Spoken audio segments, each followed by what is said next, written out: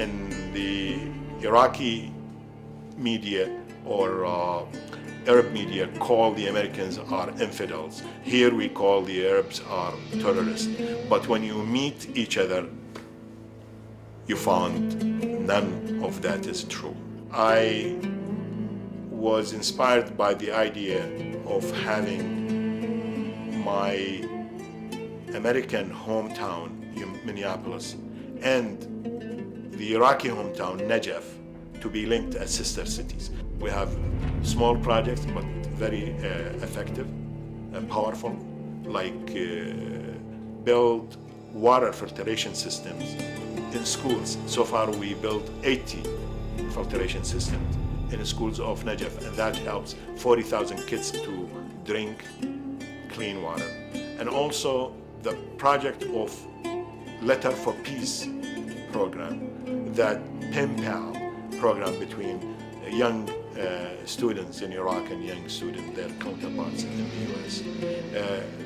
After that, we developed the exchange of visits to have their knowledge shared about each other. Introducing the Iraqi arts to mainstream American people, it's very important to learn about Iraq at the other side. And as I said, if this is not known by many Americans, I mean the other sides of Iraqi culture, also Iraqis never got introduced to the real Americans, the peace-loving Americans. They knew America through the fighter jet, the military uniform, the tank, and the war, and invasion and occupation.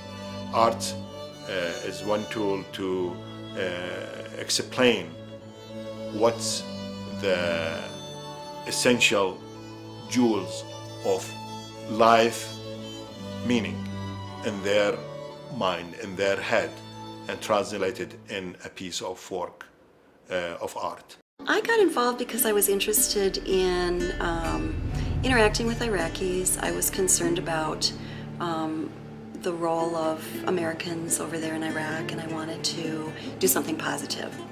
I began by hosting Iraqis in my home. So they would be coming for visits here, and I'd have them come and stay, and I've done that about, I think, 3 times now. What I've come to learn about is individuals who live in Iraq and have relationships with them and realize the diversity of kinds of people that live in Iraq. It's not just one lifestyle, it's not one religion, it's not one kind of person. That many of the people that I've interacted with are people very similar to my family, professionals, people that are interested in traveling, open to other experiences. And so for me, it's really been an experience of taking a country that may have been a stereotype in my mind through the news and that sort of thing, and meet the people and come to feel like that I have friends in that country. Having the opportunity to go to Iraq totally changed my life. It was the hardest thing I've ever done, but also the most rewarding.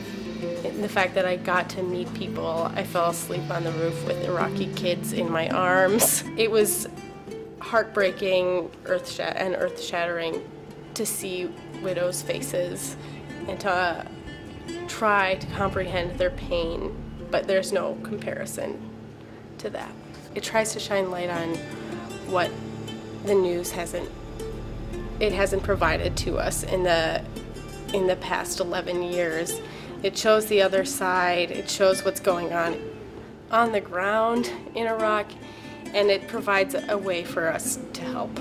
Beyond Najaf, there are 18 provinces in Iraq, but we cannot do everything at once. The main objective of this NGO collective effort is to stop the violence and pave the way of both people toward the peace-building culture.